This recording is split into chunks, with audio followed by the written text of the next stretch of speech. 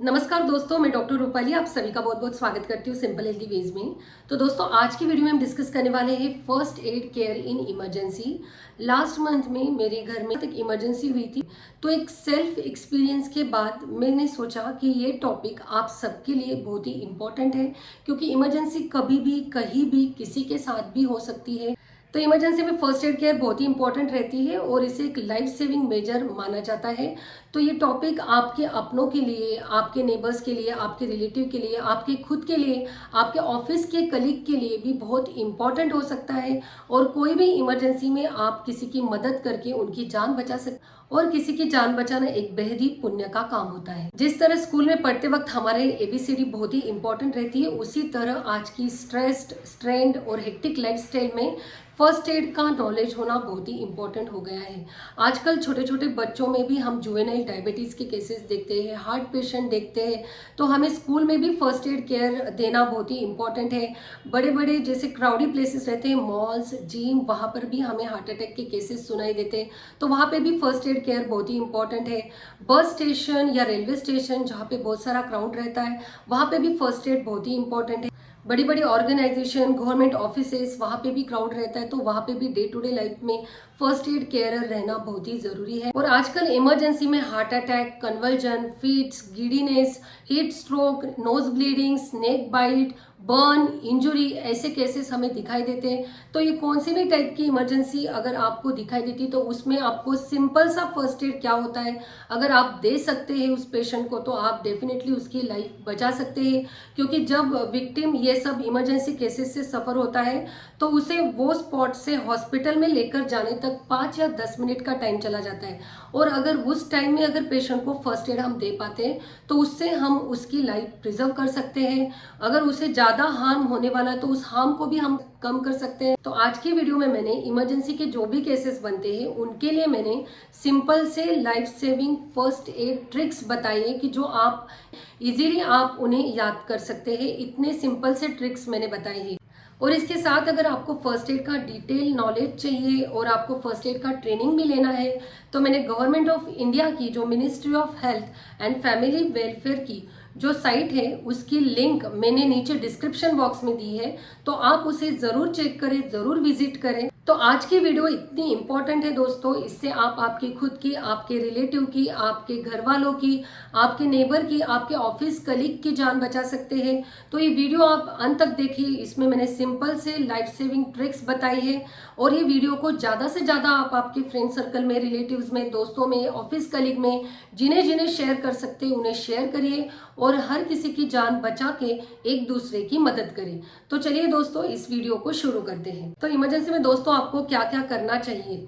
सबसे पहले आप तो अगर आपके घर में बूढ़े बुजुर्ग हैं और अगर हार्ट पेशेंट, डायबिटीज या अस्थमा जैसे डिसीजेस से सफर हो रहे हैं, या फिर बच्चे आपके घर के अस्थमा से सफर हो रहे हैं, नोज ब्लीडिंग से सफर हो रहे हैं, तो आप उनकी सारी ट्रीटमेंट की फाइल एक कॉर्नर पे रखिए। उनके कुछ इमरजेंसी मेडिसिन चल रहे हैं, जैसे कोई हार्ट की टैबलेट चल रही है, या फिर डायबिटीज के लिए कोई इंसुलिन इंजेक्शन ले रहे हैं, या फिर अस्थमा के लिए कोई इनहेलर या पंप का वो यूज कर रहे हैं, तो उसे एक कॉर्नर में आप फिक्स रख दीजिए। अगर कोई भी इमरजेंसी बनती है, तो पेशेंट के साथ आपको ये सब चीजों को लेकर जाना, ये बिल्कुल भी ना भूलिए। सेकेंड थिंग, आप जब भी इमरजेंसी में पेशेंट को ट्रीट कर रहे हैं, तो पेशेंट को आप सुपाइन रखिए, उसकी क्लोथिंग जो है उसको लूज करिए, और उसको एयर ज्यादा से ज्यादा कैसी मिल सकती है, उसका सफोकेशन अवॉइड करिए, क्राउड को अवॉइड करिए, और जल्दी से जल्दी पेशेंट को आप हॉस्पिटल की ओर लेके चले। And third most important thing is, जब भी आप फर्स्ट एड दे रहे किसी भी पेशेंट को, तो पहले आप वहाँ का एनवायरनमेंट सेफ या नहीं चेक करिए। अगर वहाँ पे फायर है या फिर इलेक्ट्रिक सर्किट का ब्रेकडाउन है उस केस में, या फिर कोई पॉइजनस एनिमल वहाँ पे है, स्नेक बाइट जैसी केसेस है, अगर वहाँ का इन्वायरमेंट सेफ नहीं है, तो आप खुद को अनसेफ करके वहाँ पे बिल्कुल भी मत जाइए। आप इमरजेंसी हेल्प को कॉल करें और उनकी मदद के साथ उस विक्टिम की मदद कर सकते हैं। नेक्स्ट फोर्थ इंपॉर्टेंट पॉइंट है, अगर कोई कंटेजियस डिसीज से विक्टिम सफर है, पर्सन अगर कोई कंटेजियस बीमारी से सफर हो रहा है, तो वो केस में आप उसकी सिक्रेशंस, जैसे भी नाक से कुछ निकल रहा है, या फिर कुछ वॉमिटिंग निकल रहा है, या फिर कुछ स्वेटिंग हो रहा है, तो वो केस में आप डायरेक्टली पेशेंट को बिल्कुल भी टच ना करें, उस वक्त आप ग्लोव्स का यूज जरूर करें। तो ये सारे प्रिकॉशंस आप इमरजेंसी में पेशेंट को फर्स्ट एड देते वक्त जरूर याद रखें। अभी हम देखते हैं कि इमरजेंसी के जो केसेस बनते हैं उसमें आपको क्या क्या फर्स्ट एड देना आना चाहिए। तो नंबर 1 जो है हार्ट अटैक, जो मेजरली दिखाई देता है।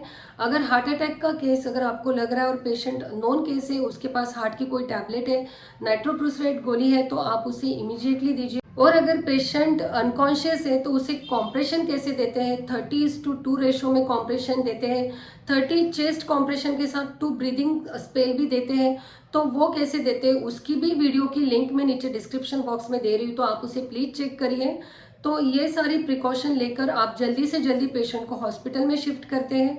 फिर सेकेंड, और अगर कन्वर्जन फिट का पेशेंट है तो सबसे पहले आप उस पेशेंट के माउथ में कुछ हैंकी गॉज ऐसा रख दे जिससे उसकी टंग बाइट ना हो, ब्लीडिंग ना हो, और साथ में पेशेंट को रिकवरी फेज में आप उसको सोने के लिए रख सकते हैं। और उसे जल्दी से जल्दी उसका एंटी एपिलेप्टिक टैबलेट कुछ चल रहा है तो उसे आप चेक करके उसे दे सकते हैं, या फिर पेशेंट को जल्दी से आप हॉस्पिटल में भी शिफ्ट कर सकते हैं।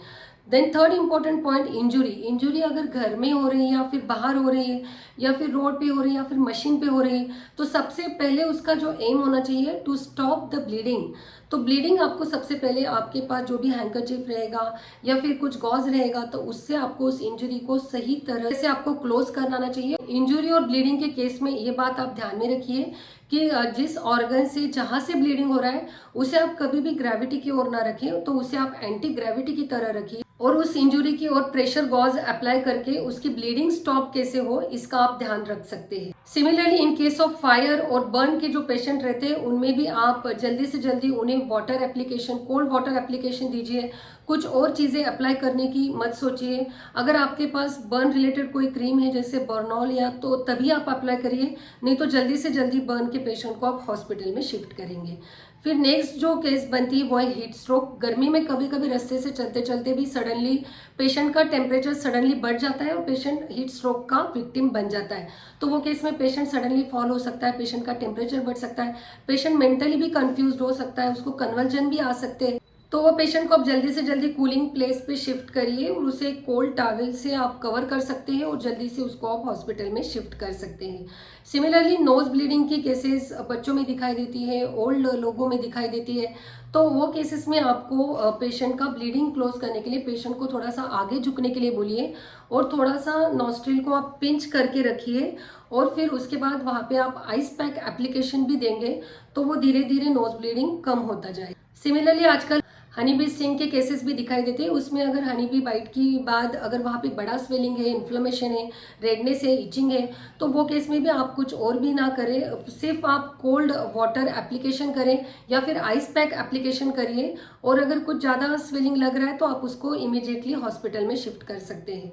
तो चलिए अभी मैं आपको एक फर्स्ट एड किट के बारे में बोलती हूँ। आजकल हर घर में, स्कूल में, ऑफिसेस में एक फर्स्ट एड किट होना ज़रूरी है। इसके लिए आपको कहीं भी कुछ मेहनत ज़्यादा करने की ज़रूरत नहीं है। घर में अगर आपके एक छोटा सा प्लास्टिक का टिफिन है, डब्बा है, तो आप उसे भी फर्स्ट एड किट में यूज़ कर सकते हैं और उसमें कुछ भी इतनी सारी चीज़ें रखने की ज़रूरत नहीं है। तो फर्स्ट एड किट में आप बेसिक 5 या 6 चीज़ें भी रख सकते हैं। तो इसमें आप रख सकते हैं कॉटन, फिर इसमें आप रख सकते हैं बैंडेज, इसमें आप रख सकते हैं डेटॉल, इसमें आप रख सकते हैं ORS. In case of dehydration में गिडीनेस हो रहा है तो उसमें ओआरएस आपको चाहिए। फिर इसमें आप रख सकते हैं पैरासीटामोल की गोलियां। अगर टेम्परेचर ज़्यादा हो रहा है तो इमीडिएटली आपके पास एक क्रोसिन या पैरासीटामोल की गोली होनी चाहिए। साथ में हार्ट रिलेटेड पेशेंट है तो उसके लिए आपके पास हार्ट रिलेटेड नाइट्रोग्लिसराइड की गोली भी रखनी चाहिए। बस ये 5-6 इंपॉर्टेंट चीज़ें भी आपके पास फर्स्ट एड किट में रहेगी घर में तो भी काफ़ी है। तो this is all about of first aid care. ये वीडियो अगर आपको अच्छी लगी है, इंफॉर्मेटिव लगी है, इंपॉर्टेंट लगी है तो इसे ज़्यादा से ज़्यादा आपके दोस्तों में, रिलेटिव में, नेबर में, ऑफिस कलीग में शेयर करें और इस वीडियो को ज़्यादा से ज़्यादा लाइक और सब्सक्राइब करिए। तो मिलते हैं दोस्तों अगली बार एक नई वीडियो में। तब तक स्टे सेफ, स्टे हेल्दी।